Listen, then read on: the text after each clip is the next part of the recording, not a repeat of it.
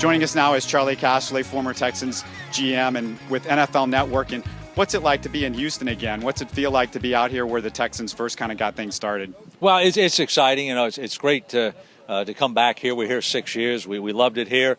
A lot of great memories, a lot of great friends here, and great restaurants. I always told people I never got a bad meal in 6 years, so that tells you something about the quality of restaurants here. And, you know, it's nice to come back to the facilities and see some of the people, see Bob McNair. But more importantly, you know, as I'm going around training camps, I get a chance to see the Texans live, which I think is always important. Well, first of all, on the Texans, the quarterback situation, talk a little bit about Ryan Fitzpatrick and what kind of things you expect from him and what you think he can do and how he can lead the Texans this year. Well, I think he's in a good spot. He got a lot of talent around him, probably the most talent he's had around him. He's got a coach that will develop a quarterback-friendly system, one that allows him to make easy decisions to go to the right player. Now, he still has to execute it. I think Ryan has matured as a quarterback through the years to understand that what he needs to do is just make the right decision, and the players will take care of the big plays.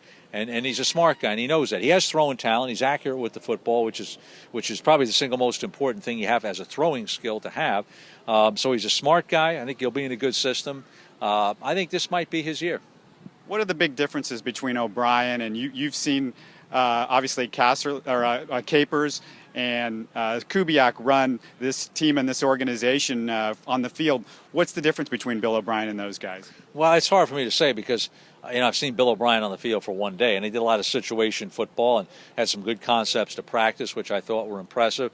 But I know a lot more about Dom and a lot more about Gary, and both have been successful. Both have been good football coaches, are good football coaches. So, Bill O'Brien has success as a head coach in college, so you kind of can see a roadmap of what he's looking for there.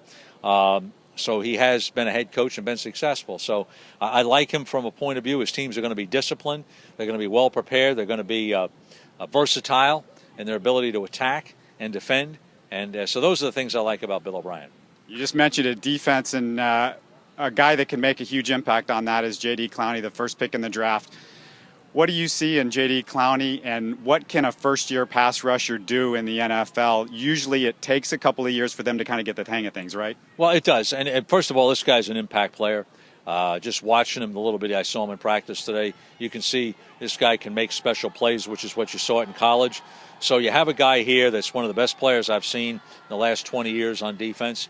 What happens to you from the transition from college to the pros is technique. In college, you can win on athletic ability. You can win on improvising. You don't need a lot of technique. In the NFL, you need technique because people will game plan against you. You're playing against good players every Sunday, and so you're going to have counter moves. That's the thing he's got to develop like any normal rookie pass rusher. What's got to happen right for the Texans this year? What do you think is the keys for them? Well, I think it starts with health with Andre Johnson and Arian Foster, Brian Cushing. Those guys got to play 16 games for him. And every game they miss, they don't have a player at that level to replace them. Now, they got good depth at receiver, but they don't have another Andre Johnson. And if they can get 16 games out of those three guys, and efficient play out of the quarterback where he's not throwing many interceptions, then his team can win the division. And finally, the big question is, what restaurant are you definitely going to make it to before you leave town? I actually probably none today because I got a flight to catch. So we'll have to pass on the restaurants this visit.